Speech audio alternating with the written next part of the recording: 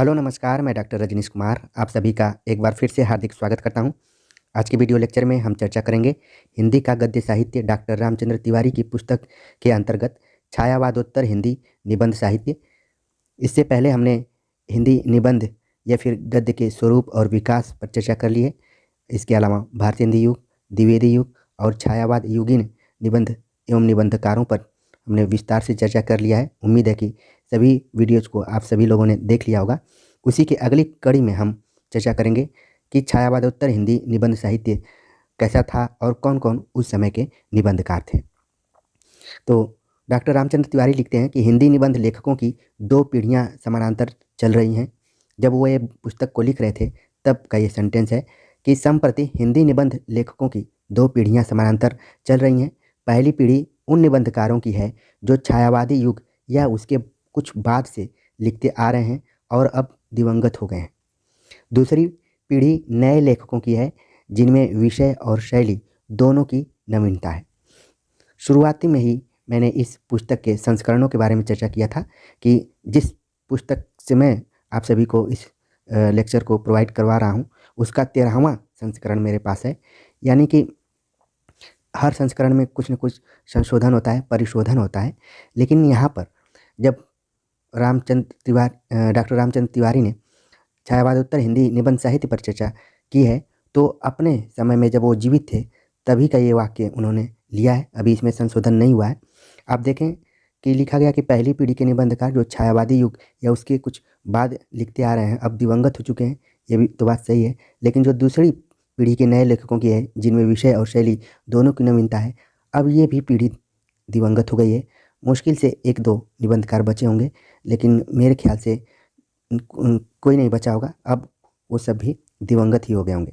तो आप ध्यान में रखिए बस कि छायावादोत्तर हिंदी निबंध साहित्य में उस समय दो तरीके की पीढ़ियाँ चल रही थी। एक छायावाद के समकालीन या फिर उसके कुछ बाद से लिखती आ रही थी और एक नई पीढ़ी उभरी थी जिसके विषय और शैली दोनों में क्या थी, नवीनता थी। ये मार्के की बात है यहाँ पर।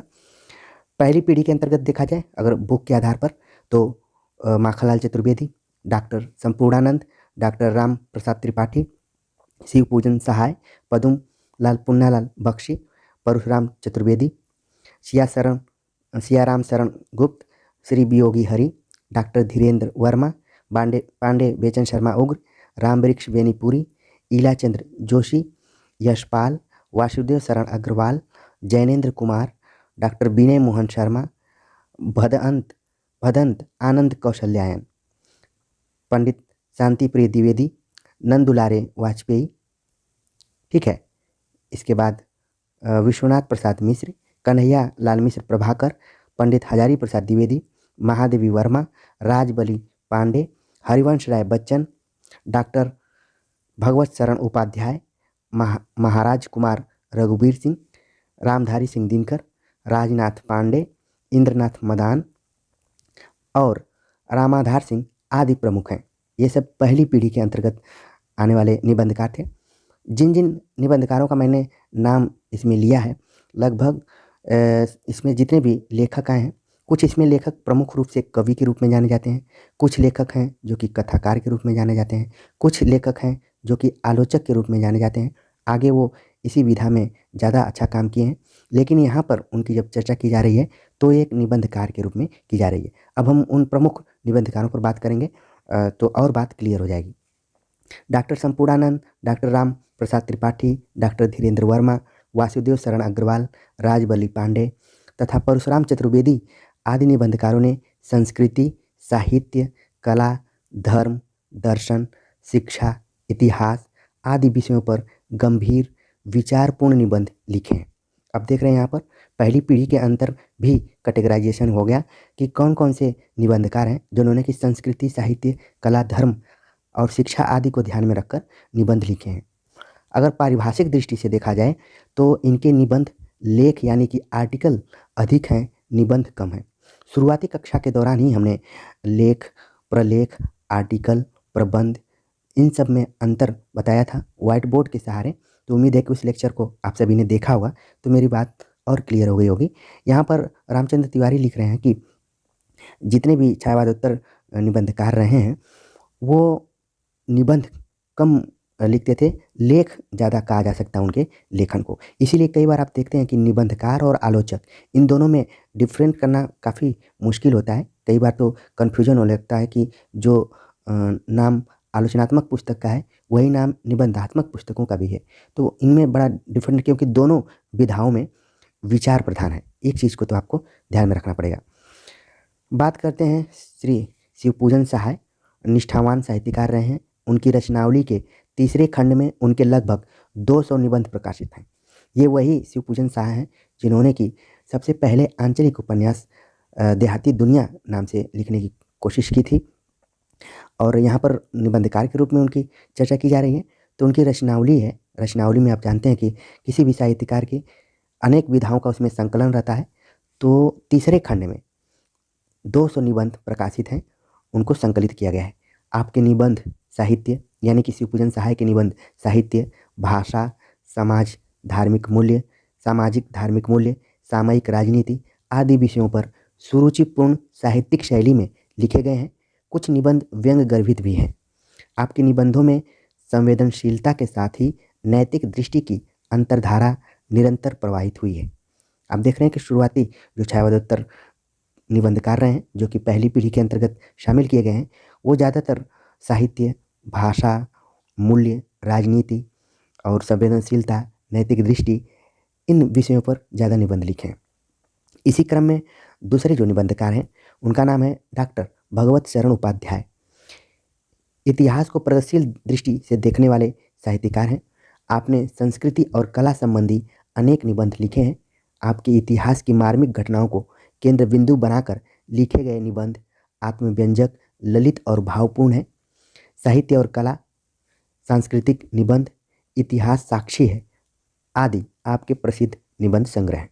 तो परीक्षा के दृष्टिकोण से इतिहास साक्षी है जो निबंध है, ये कई बार एग्जाम में पूछा जा चुका है। तो इसको आप अपने दिमाग में बैठाइए कि भगवत शरण उपाध्याय द्वारा लिखा गया है। सन 1960 ईस्वी में ये प्रकाशित हुआ था। अगर हम अगले निबंधकार के बारे में बात करें तो नाम आता है डॉक्टर संपूर्णानंद।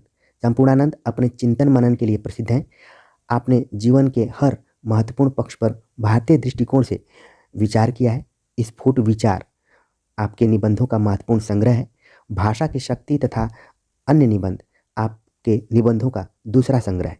तो यहाँ पर देख रहे हैं कि डॉक्टर संपूर्णानंद के 2 निबंध संग्रहों पर चर्चा की गई है, स्फुट विचार और भाषा की शक्ति तथा अन्य निबंध। डॉक्टर संपूर्णानंद, इनके नाम पर संपूर्णानंद विश्वविद्यालय, संस्कृत विश्वविद्यालय भी स्थापित किया गया है। ये उत्तर प्रदेश की राजनीति में भी सक्रिय थे और बचपन के दिनों में यूपी बोर्ड से जो बच्चे पढ़ाई किए होंगे 10वीं 12वीं, तो उसमें इनका एक निबंध लगा हुआ था, शिक्षा का उद्देश्य। तो आपकी याद भी ताज़ा हो गई होगी।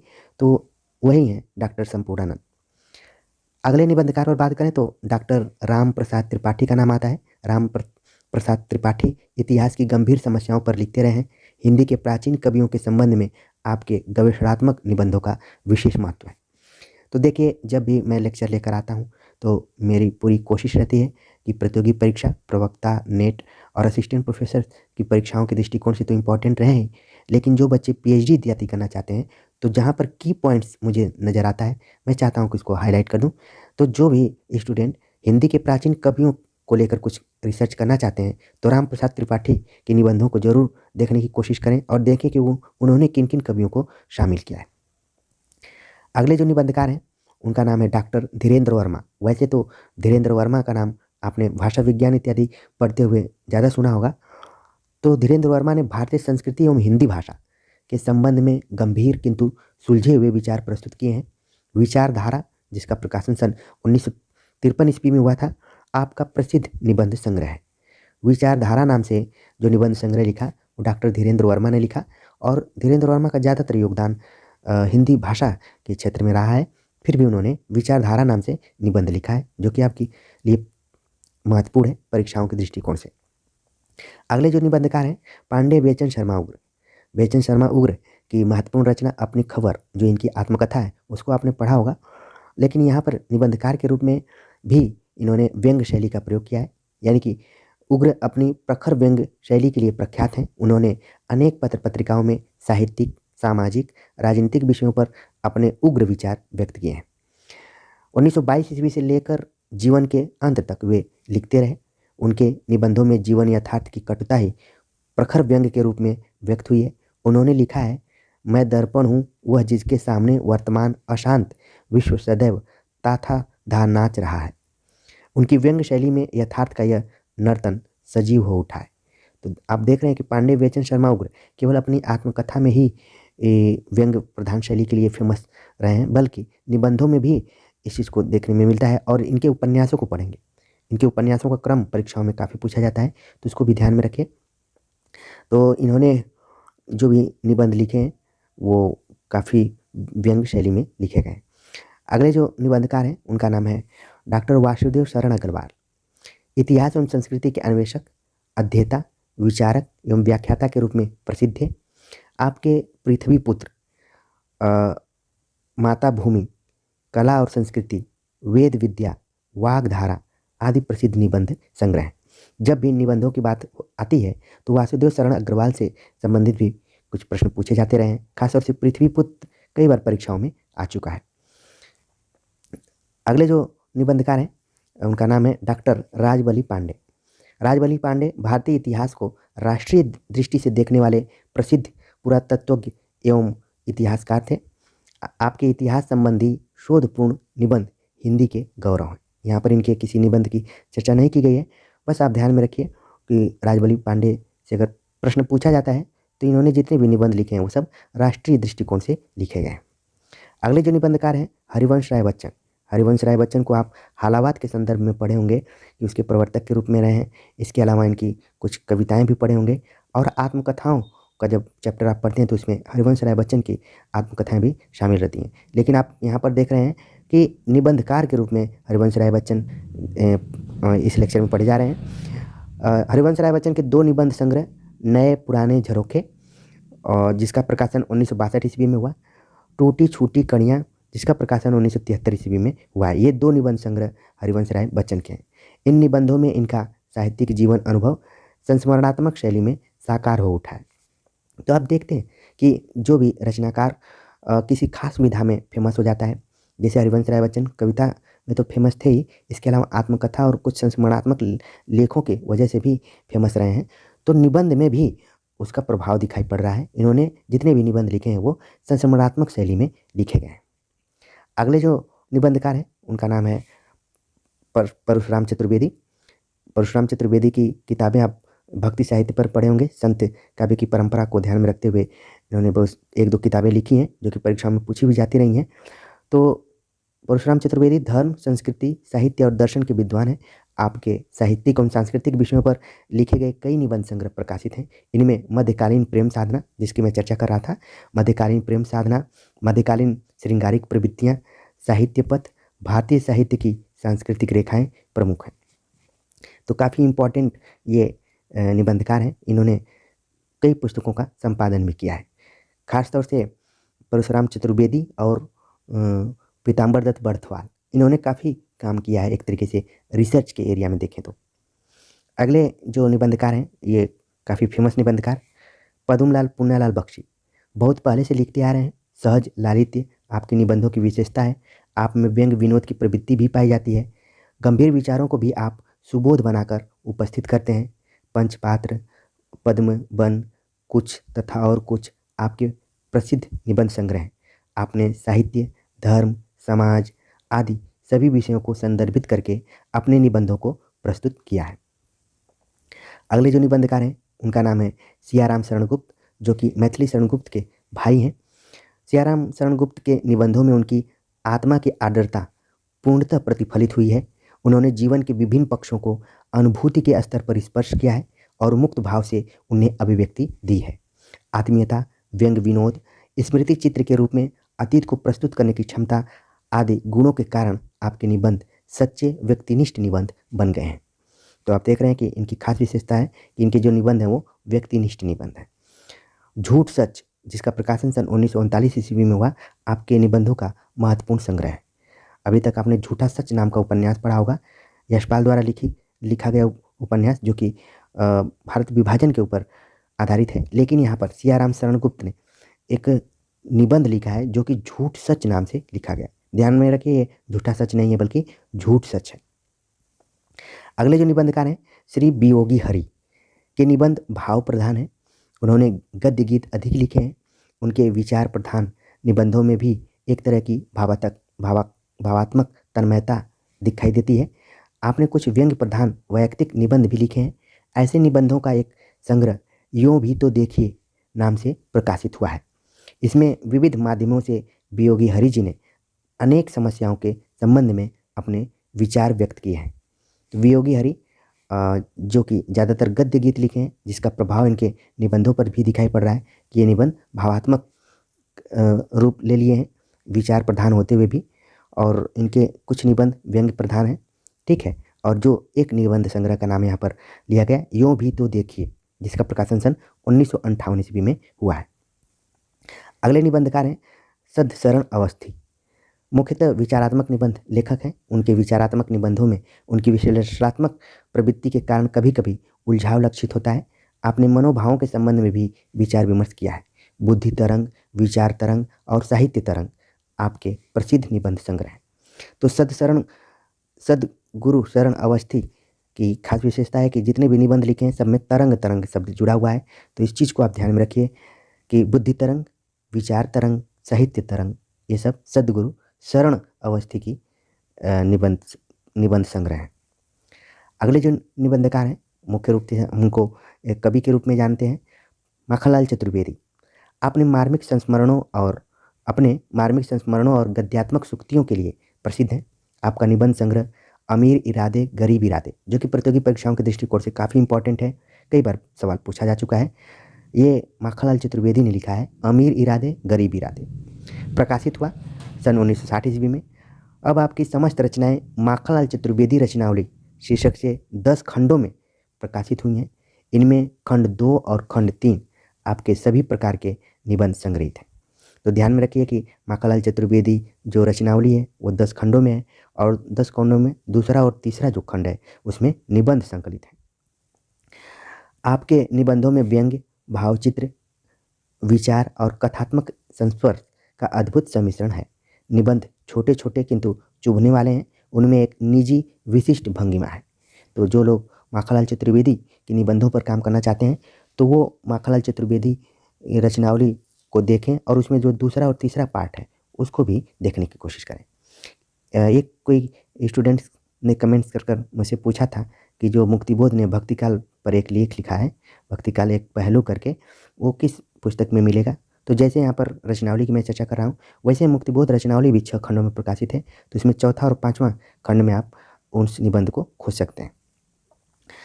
अगले जो निबंधकार हैं राम वृक्ष बेनीपुरी। राम वृक्ष बेनीपुरी संस्मरण, रेखाचित्र, यात्रा वृत्तांत तथा ललित निबंध लेखन के लिए प्रसिद्ध हैं। आपकी माटी की मूर्तें, जो कि 1941 से 45 के बीच प्रकाशित हुआ है, आपकी माटी की मूर्तें नामक रेखाचित्र बहुत लोकप्रिय हुआ है, और ये यूजीसी एनटीए नेट के पाठ्यक्रम में भी शामिल है। आपके ललित निबंधों का संग्रह वंदे वाणी विनायकों महत्वपूर्ण है, और ये यहाँ तो महत्वपूर्ण है ही, परीक्षा के दृष्टिकोण से काफ़ी महत्वपूर्ण है।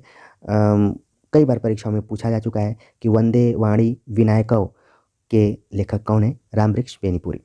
बेनीपुरी जी एक सहृदय व्यक्ति हैं। उनके निबंधों में यह सहृदयता छलक में उठती है, इसलिए उनके निबंधों में एक प्रकार का तरल आवेग उच्छरित हुआ है।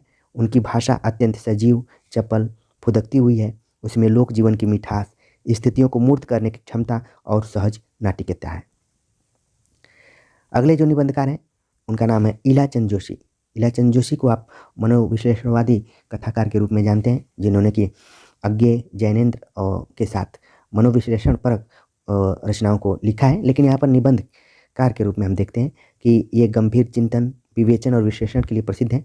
आपकी चिंतन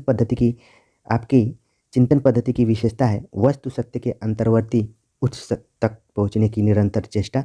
इसी कारण आप मनोवैज्ञानिक चिंतन से विशेष प्रभावित हैं, जिसकी मैं चर्चा कर रहा था। आपके विचारात्मक निबंधों के कई संग्रह प्रकाशित हैं। इनमें साहित्य सर्जना, विवेचना, विश्लेषण, साहित्य चिंतन तथा देखा परखा जो निबंध हैं ये प्रमुख रूप से हैं, और परीक्षा में खूब ये सब पूछा जाता रहा है कि साहित्य सर्जना के लेखक कौन है या फिर देखा परखा। अब देख रहे हैं थोड़ा सा इसके टाइटल में भिन्नता भी है, और परीक्षा में कई बार पूछा जा चुका है। अगले जो निबंधकार हैं उनका नाम है श्री यशपाल। यशपाल प्रसिद्ध कथाकार ही नहीं, सफल निबंध लेखक भी हैं। आप मार्क्सवाद से प्रभावित साहित्यकार हैं और समाज के रूढ़ जर्जर ढांचे में परिवर्तन के लिए लगातार संघर्षशील रहे हैं। अपने निबंधों में भी आपने गंभीर किंतु तीखी व्यंग्य शैली में समाज की गतानुगतिका पर निर्मम चोट की है। न्याय का संघर्ष, बात बात में बात, देखा सोचा समझा आदि आपके प्रसिद्ध निबंध संग्रह हैं। तो यशपाल, जिनको कि आप उपन्यासकार के रूप में भी देखे होंगे, कहानीकार के रूप में भी देखे होंगे, कहने का मतलब है कि कथाकार के रूप में आपने देखा और बताया गया कि ये मार्क्सवाद से प्रभावित हैं।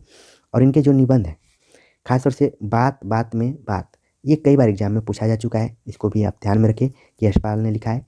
देखा सोचा समझा, इससे पहले आपने देखा कि इलाचंद जोशी ने लिखा था देखा परखा, कुछ कुछ वैसे ही नकल करते हुए यशपाल ने यहाँ पर लिखा कि देखा, फिर सोचा, फिर समझा। ये एक तरीके से 3 भावों को यहाँ पर दिखाने की कोशिश की गई है एक ही निबंध में। तो बस इस निबंध को आप याद करने के दृष्टिकोण से ऐसे देख सकते हैं। अगले जो निबंधकार हैं जैनेंद्र। जैनेंद्र को भी आप कथाकार के रूप में ही ज़्यादा जानते होंगे और मनोविश्लेषणवादी कथाकार के रूप में। यहाँ पर बताया जा रहा है कि जैनेंद्र गांधीवादी दार्शनिक एवं विचारक साहित्यकार हैं। आप लिखते समय प्रत्येक वाक्य रचना के साथ सोचते चलते हैं, पाठक के मन को कभी आगे पीछे झटका देते हुए और कभी प्रश्न की गहराई में डुबाते हुए आगे बढ़ते हैं। आपने जीवन में सभी प्रश्नों पर अपने ढंग से सोचने समझने और लिखने की चेष्टा की है, यानी कि कोशिश की है। आपकी लेखन शैली में आकर्षण है, चाहे यह आकर्षण उलझाव का ही क्यों न हो।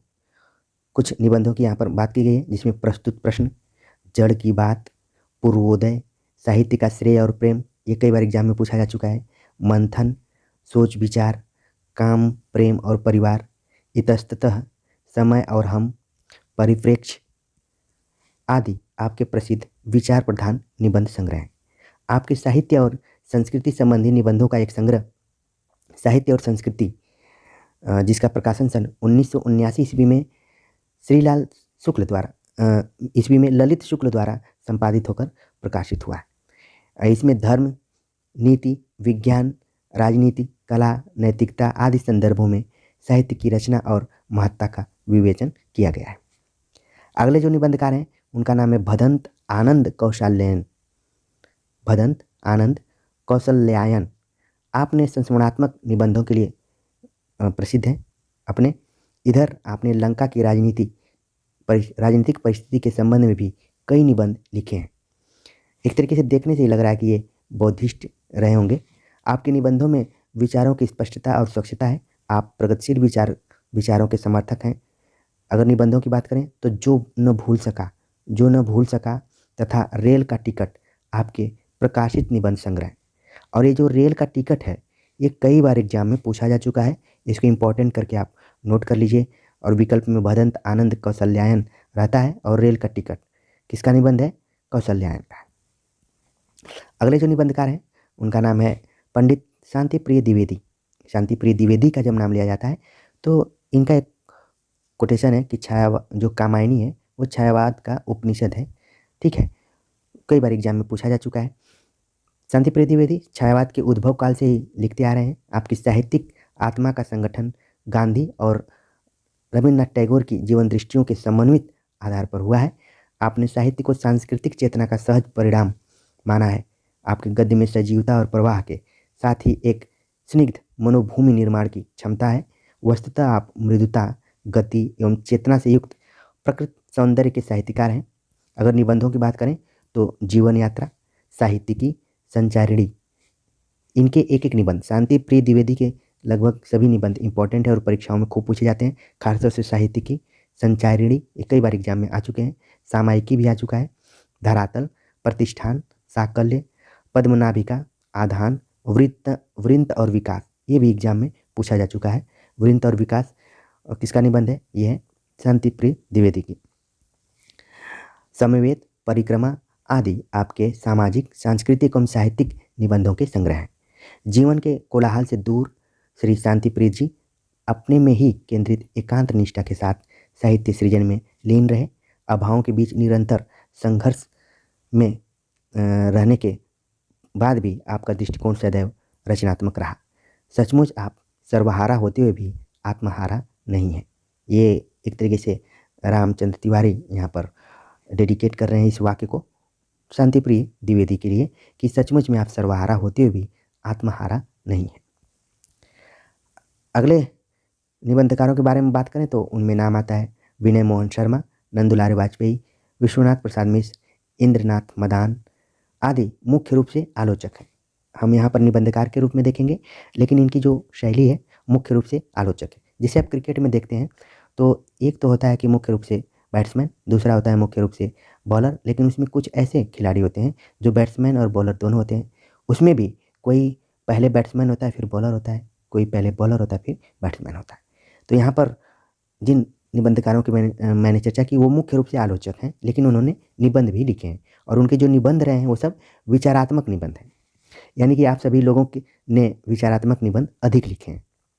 जिसमें विनय मोहन शर्मा पर बात करें तो इनके निबंधों में गंभीर अध्ययन, सूक्ष्म अंतर्दृष्टि एवं प्रौढ़ चिंतन के साथ ही संवेदनशीलता भी है।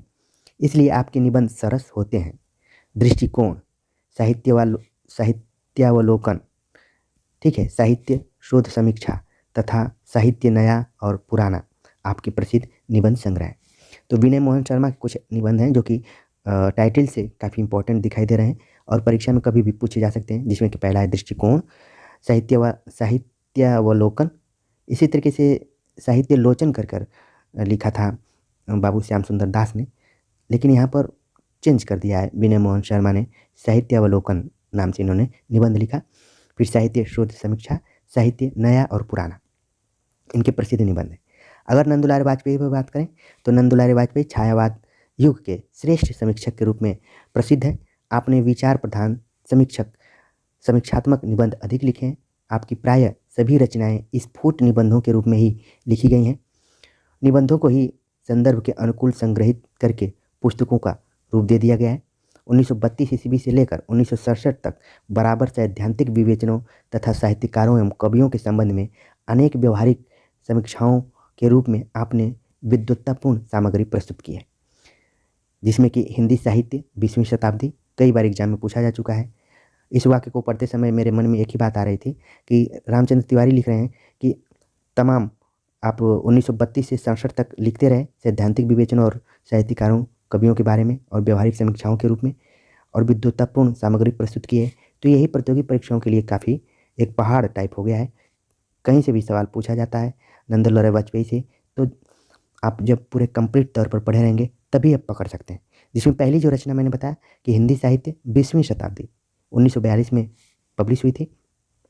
और ध्यान रहे कि इसी समय रामविलास शर्मा ने प्रेमचंद नाम से एक बुक को प्रकाशित की थी। आधुनिक साहित्य 1950 में प्रकाशित हुई। नया साहित्य, नए प्रश्न, जितनी भी रचनाएं काफ़ी इंपॉर्टेंट हैं परीक्षा के दृष्टिकोण से और कई बार पूछी जा चुकी हैं।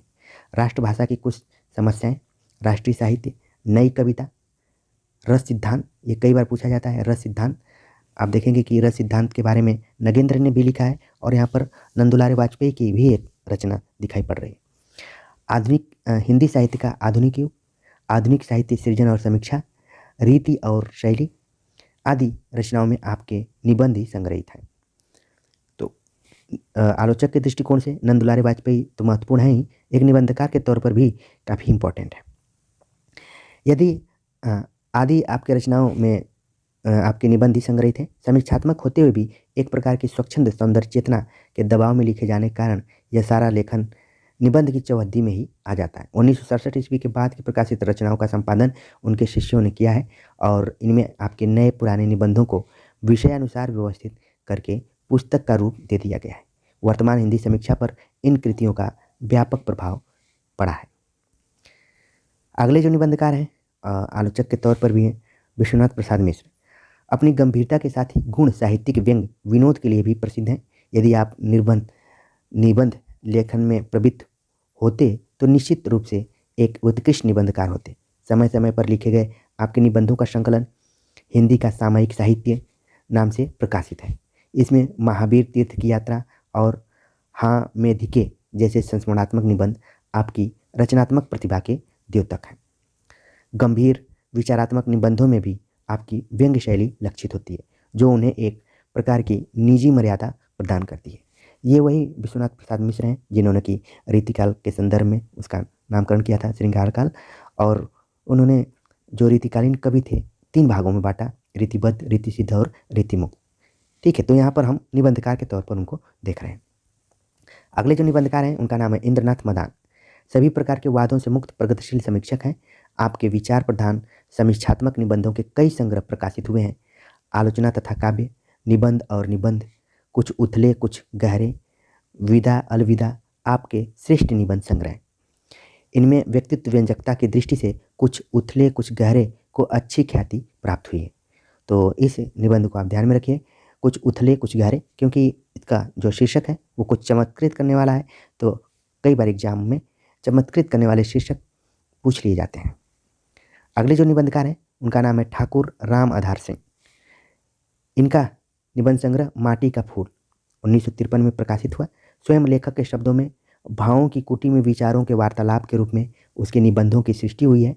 लहर पंथी का प्रकाशन आपकी मृत्यु के बाद हुआ, यानी कि 1957 में हुआ। इसमें लहर और पंथी के बीच वार्तालाप शैली में दार्शनिक तत्वों का विवेचन किया गया है। ये इंपॉर्टेंट है। लहर पंथी की विषय वस्तु को भी बता दिया गया कि इसमें लहर और पंथी के बीच बातचीत की गई है। लेखक के असामयिक निधन से ललित निबंधों के विकास में एक सशक्त योगदान की संभावना सदा के लिए समाप्त हो गई। अगले निबंधकार हैं जो कि काफ़ी इंपॉर्टेंट है परीक्षाओं के दृष्टिकोण से, कन्हैयालाल मिश्र प्रभाकर। छायावाद युग के रचनाकार हैं। आपके नई पीढ़ी नए विचार, जिंदगी मुस्कराई, बाजे पायलिया के घुंघरू, माटी हो गई सोना, माँ के आंगन चहके द्वार, क्षण बोले कण मुस्काए, जिए तो ऐसे जिए, अनुशासन की राह में, कारवां आगे बढ़े, जिंदगी लहलहाई, सतह से तह में। तो मैंने जैसे ही कन्हैयालाल मिश्र प्रभाकर का नाम देखा तुरंत बताया कि प्रतियोगी परीक्षाओं के दृष्टिकोण से काफ़ी इंपॉर्टेंट है। कई बार इनके निबंधों का क्रम पूछ दिया जाता है, तो आप ध्यान में रखिए। जब भी आप किताबों को पढ़ें तो कन्हैयालाल मिश्र प्रभाकर के निबंधों को जरूर ध्यान में रखें कि नई पीढ़ी नए विचार, जिंदगी मुस्काई, बाजे पायलिया के घुंघरू, माटी हो गई सोना, मांगे आंगन चहके द्वार, क्षण बोले कण मुस्काए, जिए तो ऐसे जिए, अनुशासन की राह में, कारवां आगे बढ़े, जिंदगी लहलहाई, सतह से तह में आदि इनके प्रमुख निबंध संग्रह हैं। मिश्र जी के गद्य में जीवन को नया संस्कार देने की उत्कट कामना है। वह अद्भुत ऊर्जा से दीप्त और तरल संवेदना से सिक्त है।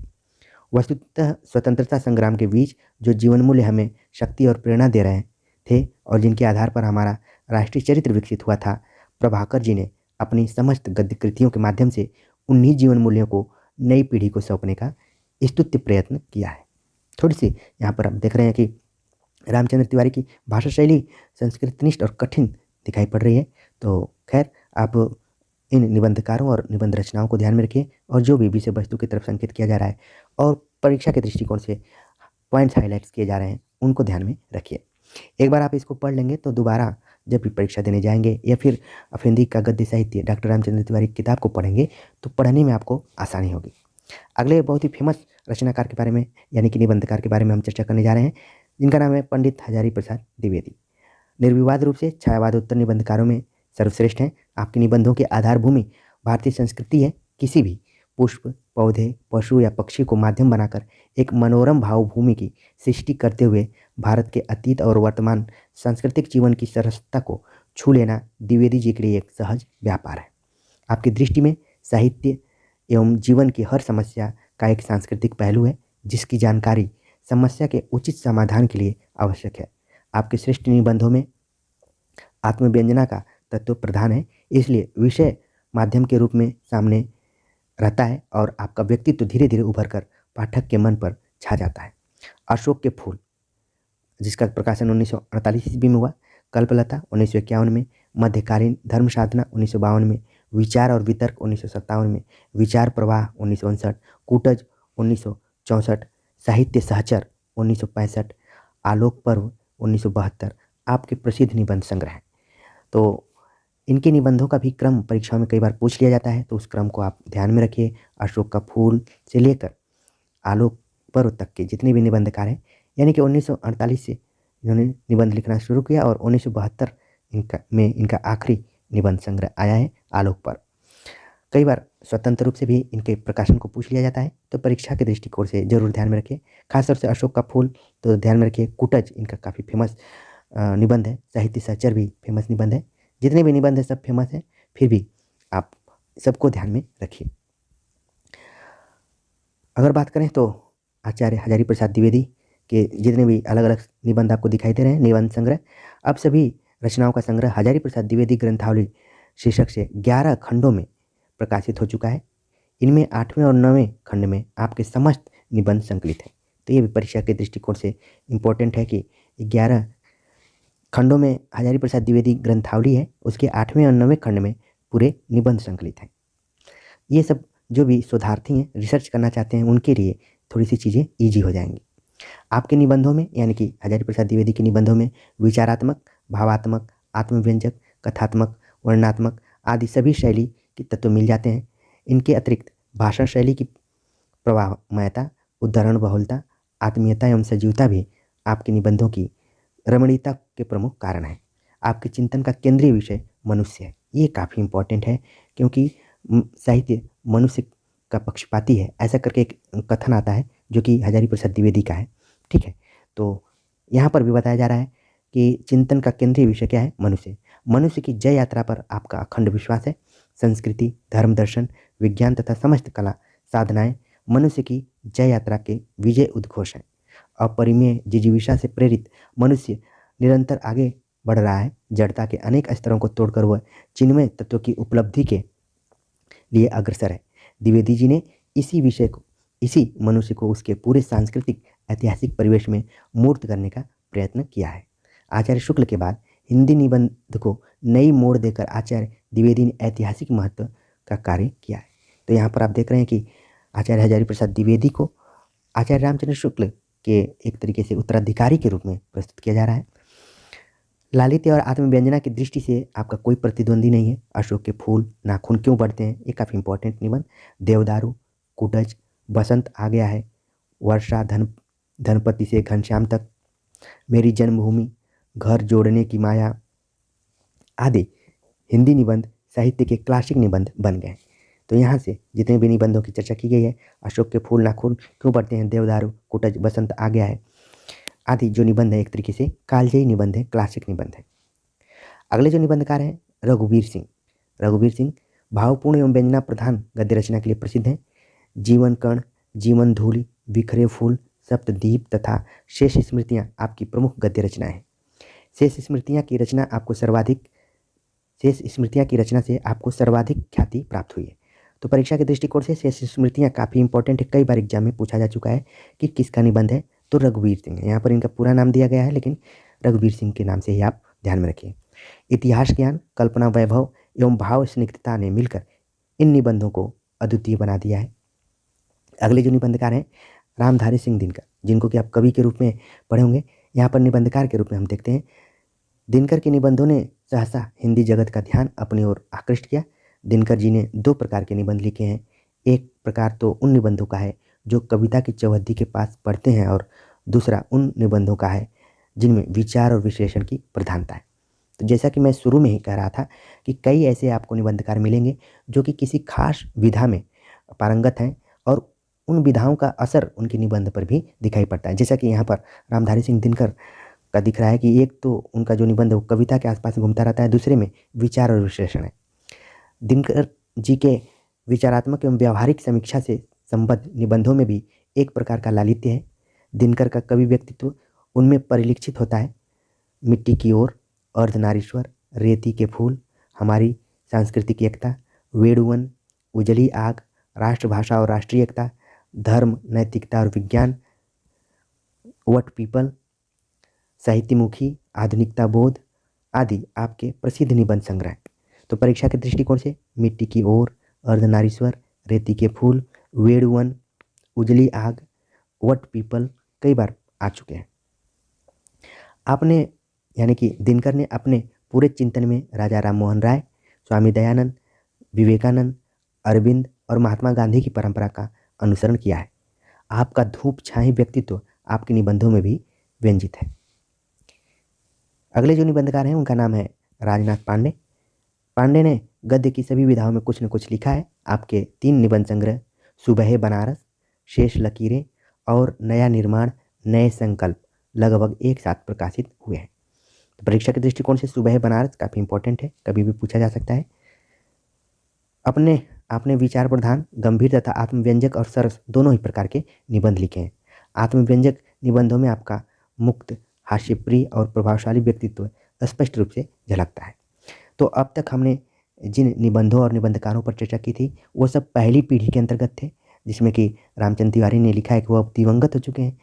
अब दूसरी पीढ़ी यहाँ पर शुरू हो रही है। दूसरी पीढ़ी के निबंध लेखकों में सच्चिदानंद हीरानंद वात्स्यन अज्ञे, रामविलास शर्मा, बालकृष्ण राव, भगीरथ मिश्र, विजेंद्र स्नातक, नगेंद्र, नलिन बिलोचन शर्मा, रामरतन भटनागर, अमृतलाल नागर, प्रभाकर माचवे, अमृत राय आदि का नाम आता है। अब इसमें से लगभग सभी निबंधकार दिवंगत हो चुके हैं। अब हमें उनको बस स्मृति मात्र पढ़ना है और भी परीक्षा के दृष्टिकोण से पढ़ना है। अगर बात करें अज्ञे पर, और बड़ी सौभाग्य की बात है कि मैंने खुद अज्ञे और मुक्तिबोध के आलोचनात्मक निबंधों पर पीएचडी किया है, रिसर्च किया है और तुलनात्मक अध्ययन किया, क्योंकि आप जानते हैं कि अज्ञे और मुक्तिबोध दोनों दो ध्रुव के कवि रहे हैं, रचनाकार रहे हैं। फिर भी इनमें मैंने समानता और असमानता खोजने की कोशिश की है। एक काफ़ी अच्छा रिसर्च वर्क है, भविष्य में जरूर प्रकाशित होकर आप सभी के सामने आएगा। खैर, अब हम देखते हैं अभी अज्ञे जी का जो पहला निबंध संग्रह है त्रिशंकु, जिसका प्रकाशन 1945 ईस्वी में हुआ। इसमें विशेष रूप से आपकी साहित्यिक मान्यताएं स्पष्ट हुई हैं। इसके बाद सबरंग और कुछ राग, आत्मनेपद, आलवाल, लिखी कागज कोरे, अद्यतन, जोग लिखी, स्रोत और सेतु, युग संधियों पर, धार और किनारे, कहाँ है द्वारका का जंगल, कहाँ है द्वारिका का जंगल, स्मृति छंदा आदि निबंध प्रकाशित हो चुके हैं। यहाँ पर एक रचना मिस्टेक हो रही है, इसको मैं जोड़ दूंगा अभी। तो खासतौर से जो अज्ञे की निबंधात्मक रचनाएं हैं, ये परीक्षा में क्रम के अनुसार पूछने वाले प्रश्नों के अंतर्गत आती हैं, इसलिए इनके प्रकाशन वर्षों को भी आप ध्यान में रखिए। स्मृति छंदा नाम का जो निबंध संग्रह है, कई बार एग्जाम में पूछा जा चुका है कि ये क्या है। इसमें स्मृति शब्द जुड़ा हुआ है तो कई लोगों को लगेगा कि ये संस्मरण है, लेकिन ये क्या है, निबंध है।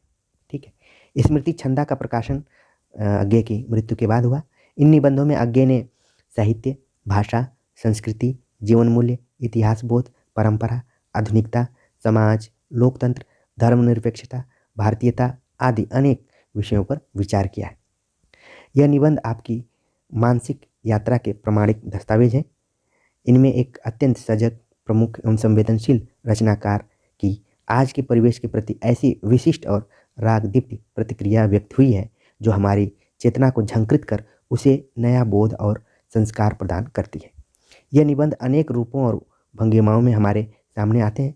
यह कहीं डायरी की मर्यादा में बंधे हैं, कहीं कहानी की, कहीं ये भाषण शैली की प्रवाहमयता में बंधे हैं, तो कहीं विचारार्थ प्रस्तुत प्रयत्न की विचारोत्प्रेरणी भूमिका से, कहीं ये मन स्थिति विशेष के रेखाचित्र से लगते हैं, तो कहीं चित्रभूमि पर टपक गए सघन विचार बिंदु से। इनकी कोई एक ऊपरी पहचान नहीं है, इनकी एक ही पहचान है कि ये अज्ञे के अनुभव को संप्रेषित करते हैं।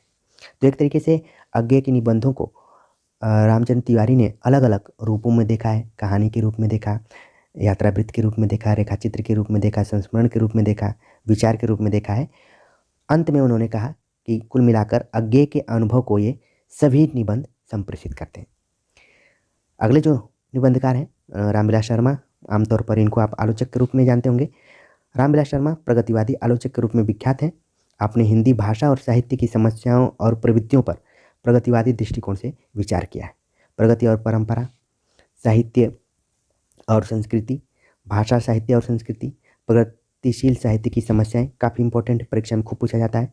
लोक जीवन और साहित्य, स्वाधीनता और राष्ट्रीय साहित्य, आस्था और सौंदर्य काफ़ी इंपॉर्टेंट परीक्षा के दृष्टिकोण से।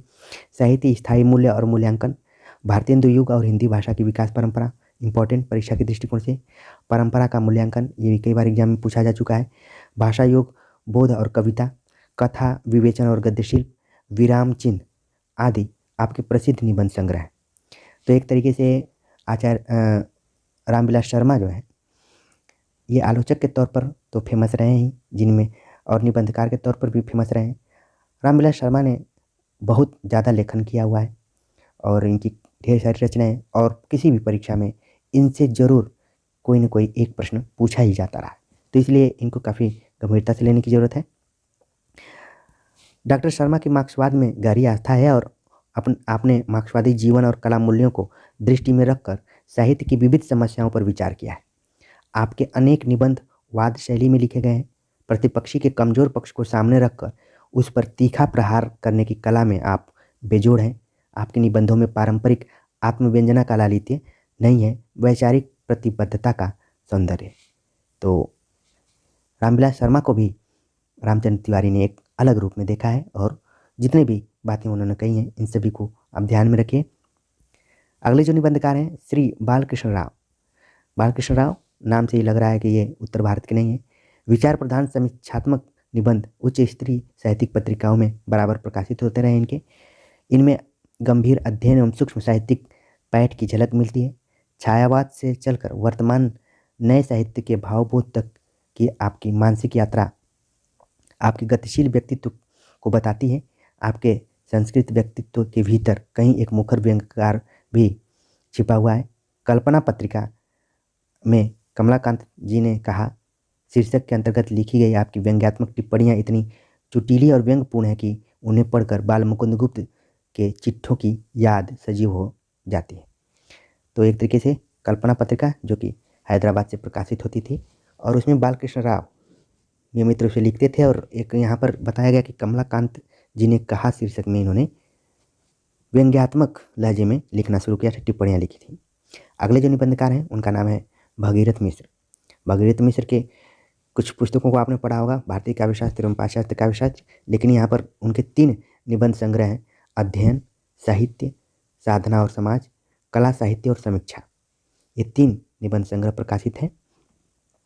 इन निबंधों में मिश्र जी का गंभीर किंतु सुलझा हुआ व्यक्तित्व प्रतिफलित हुआ है। निबंध कई प्रकार के हैं, कला और साहित्य के स्वरूप का विवेचन करने वाले, साहित्य की प्रवृत्तियों का निरूपण करने वाले तथा कवियों एवं साहित्यकारों का मूल्यांकन करने वाले 3 रूप यहाँ पर दिखाई पड़ रहे हैं। निबंधों का धरातल वैचारिक है किंतु विचार पूर्वाग्रह रहित है, स्वस्थ एवं संतुलित दृष्टि से किया गया है। अगले जो निबंधकार हैं उनका नाम है विजेंद्र स्नातक। इनके भी 3 निबंध संग्रह हैं, चिंतन के क्षण, विचार के क्षण, विमर्श के क्षण। ये काफ़ी इंपॉर्टेंट परीक्षा के दृष्टिकोण से कि इन तीनों निबंधों में क्षण की बात कही गई है। एक जगह है चिंतन के क्षण, दूसरी जगह विचार के क्षण, तीसरी जगह है विमर्श के क्षण। इनमें आपने स्वतंत्र चिंतन पद्धति का अनुसरण करते हुए अपने विचार व्यक्त किए हैं। विचार स्पष्ट और सुचिंतित हैं।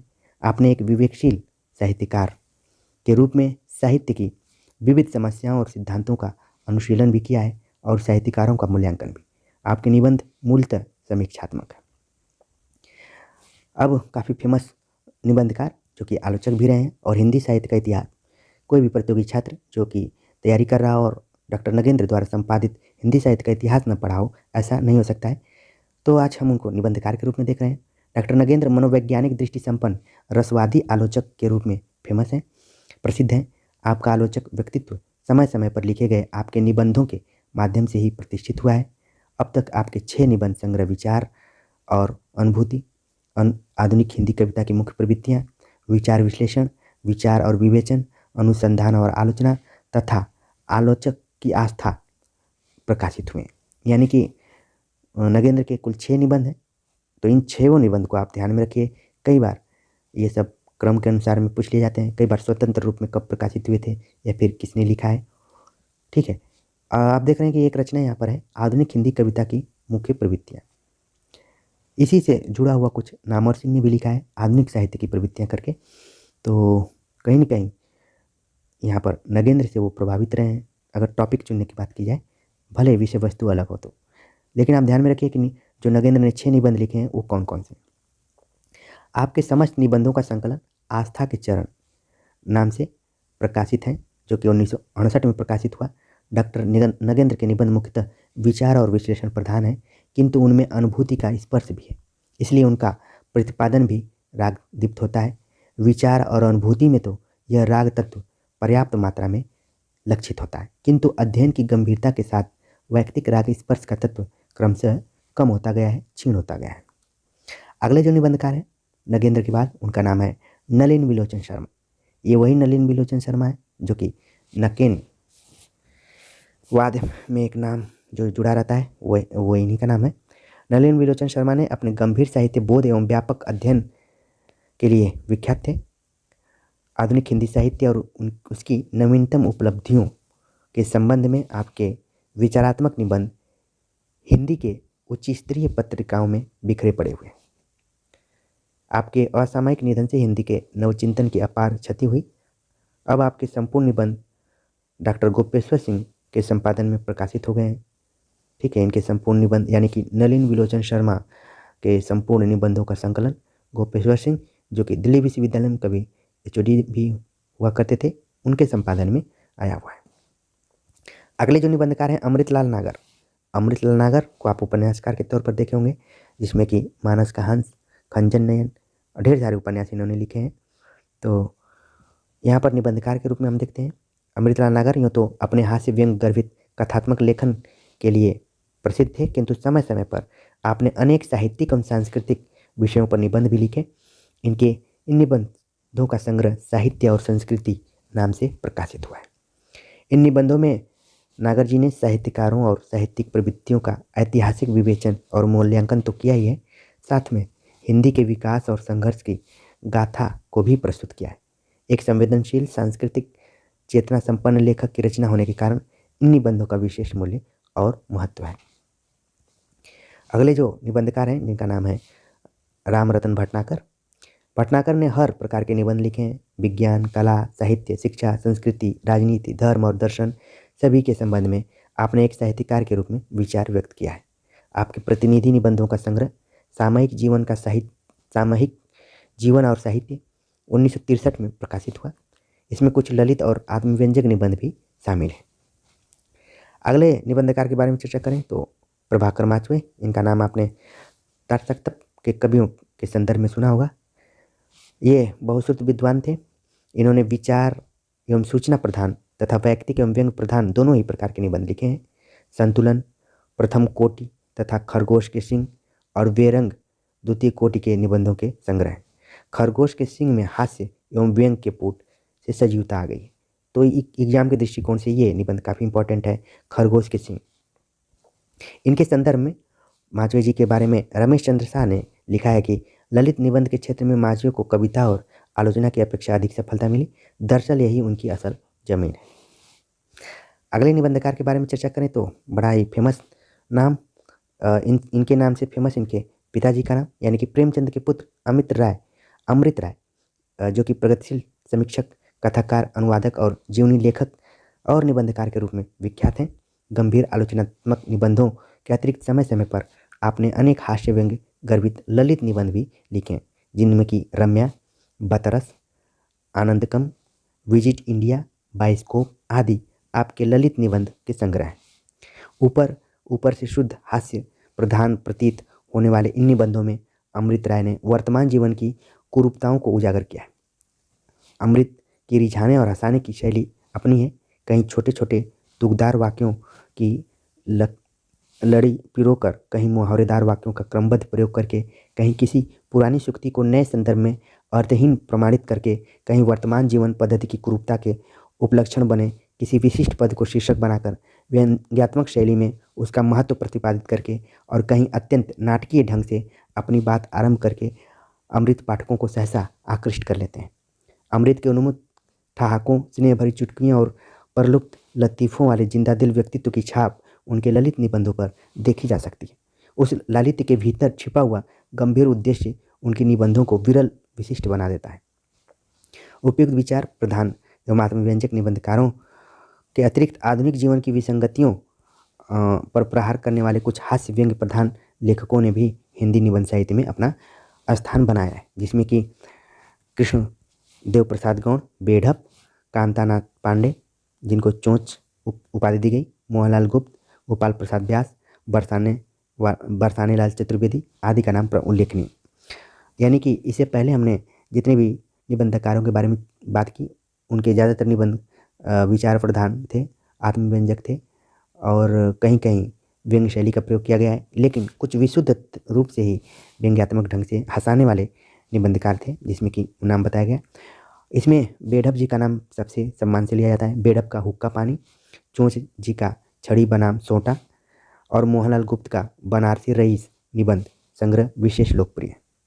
व्यास जी के निबंध मैंने कहा, कुछ झूठ कुछ सच तो क्या होता, हलो हलो आदि कई निबंध संग्रह प्रकाशित हैं। इसी तरीके से बरसाने लाल चतुर्वेदी की कुछ निबंध संग्रह हैं।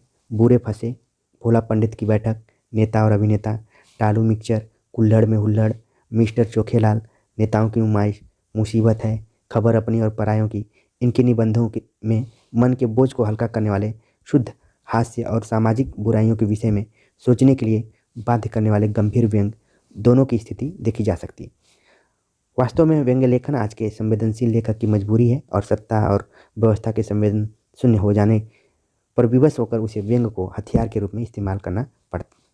व्यंग्य लेखन पाठक को हल्के ढंग से गुदगुदाकर हंसाने के लिए नहीं है, उसे विचलित करके स्वस्थ जीवन मूल्यों के प्रति निष्ठावान बनाने के लिए होना चाहिए। ये सब जो विचार थे ये रामचंद्र तिवारी जी के थे। तो आज के लेक्चर में हमने चर्चा किया कि छायावादोत्तर हिंदी निबंध साहित्य कैसा था, उसमें कौन कौन से निबंधकार थे, कौन कौन सी महत्वपूर्ण निबंध पुस्तकें और उनके संग्रह थे और उनके प्रकाशन थे। तो परीक्षा के दृष्टिकोण से हमने उन महत्वपूर्ण पॉइंट्स को भी हाईलाइट किया। उम्मीद है कि आज का लेक्चर आप सभी को पसंद आया होगा। मिलते हैं।